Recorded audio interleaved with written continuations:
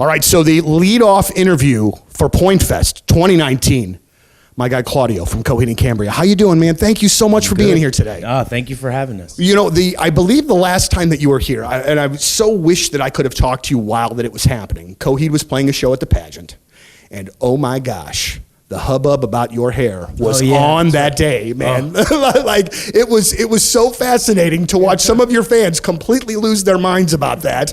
And I'm curious from your perspective because, you know, I mean, I know that the music is so important and everything that goes involved in this is such a big deal. And the hair thing to me seems like it would be something that you would be a little uncomfortable with as far as like the direct attention of it all. How do you take it? Do you just think it's kind of a goof and move on with it? Yeah, absolutely. I mean, I was just having a good time.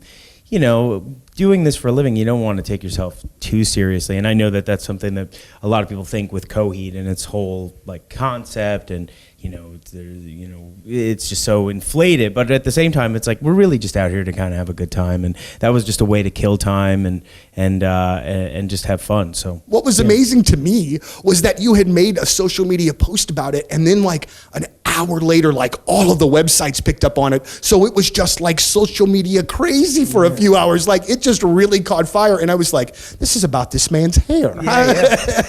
So I think today, if I'm not mistaken, even though Mastodon is not here, this kind of sort of begins that trek with Mastodon. And when I was reading an interview with you kind of talking about both of you guys going out, it was really cool to read and really kind of feel you a bit fanboy out about being able to be on the road with those guys.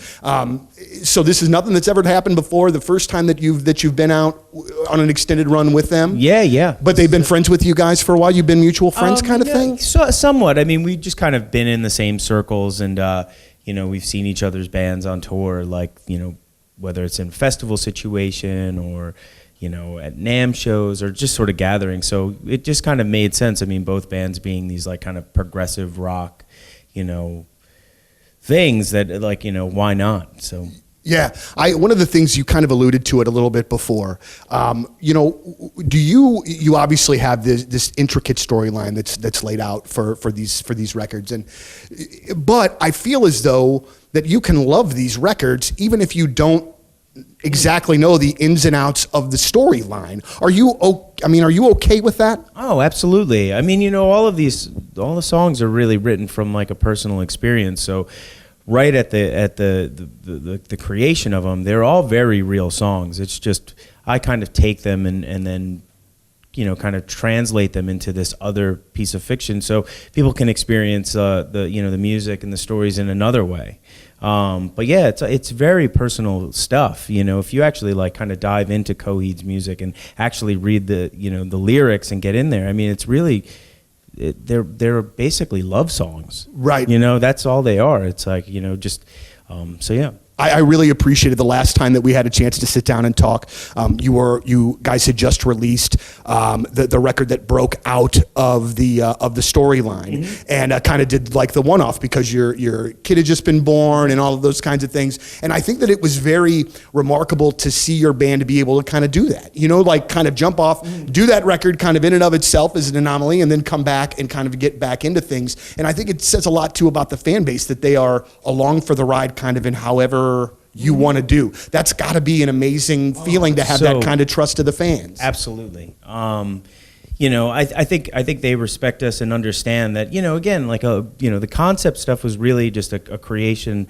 It came about because I had a hard time, singing about myself. You know what I mean? Being the front man of a band and having to sort of wear your heart on your sleeve. That whole sort of idea about telling my own story. I mean, I had a hard time just accepting that, and that's what the concept was there for. It's basically a curtain to hide behind. And, at that moment in time when my son was, all those sort of feelings about him coming into the world and, it was like, okay, this makes sense. Let's just take a step away from the concept and really allow that experience to sort of take center stage in the record.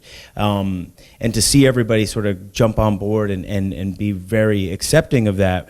I mean, it's so great. I mean, to be allowed that flexibility, You know. It's pretty impressive, and I've never met one of the things about your band is I've never met a guy or a girl that like are kind of into Coheed. Oh, you know what I mean? Like it seems like they are, because I remember the guys that introduced them to me very early on when I worked at a record store, and they were in it to win it and still are to this day. And I think that it's, you know, you do have fan bases that you see kind of ebb and flow, and it seems like you guys just continue to build and build and build. And for a band that is not necessarily super easy to kind of pigeonhole or whatever, I mean, I think that that's an amazing accomplishment. It's incredible. I mean, you know, if you really like Coheed, you are all in. I mean, you know, the tattoos, you sort of all of that stuff. But you know, if you don't like Coheed, you don't like Coheed. But and you know what? You know, I do want to ask about that real quick though, because when you do open yourself up so much to write these songs so personally, and then somebody does like crack on them for whatever, you know, a poor review or what have you, that would then to me seemingly be like the absolute worst, because you're opening yourself up and then you see somebody who, you know, might not be as into it kind of criticize it or whatever. That would seemingly make me mad. Well, yeah, again, I think that's why this was created the way it was back then. You know, 2001, you know, 1998 is actually when I conceived the idea of Coheed and Cambria. But that's why I created it that way, because I didn't know how I was going to receive that, you know, backlash, if there would be any. But now as an adult, I don't care. I understand that like this is really for me, you know, when getting these things out, it's a way for me to sort of exercise and work through my sort of issues as a human being, and regardless of how anyone sort of receives it, I mean, hopefully it's for the better and it helps the one that's receiving it. But for the most part, I know it's helped me. Yeah. So that's really kind of what matters most, I think. The last time that you were here, you talked to me about how you wrote a lot in the morning. Oh, yeah. That you felt like that was kind of your most sort of creative time. And I want to let you know, in this conversation that we had, it was probably 3 years ago at this point, maybe 2, that I have started, instead of when I wake up laying back down, I will get up now and start to do my like sort of work and start to do some of the things that I do. And man, there's really something about starting your day by like accomplishing things before it even really gets going. Like it like sets you on the right foot kind of. Absolutely. I mean, I still to like wake up 5 o'clock, I'll walk around my neighborhood and I'll conceptualize ideas, you know, whether they're for the band or outside of it. I mean, it's just there's this place, your mind just coming out of sleep.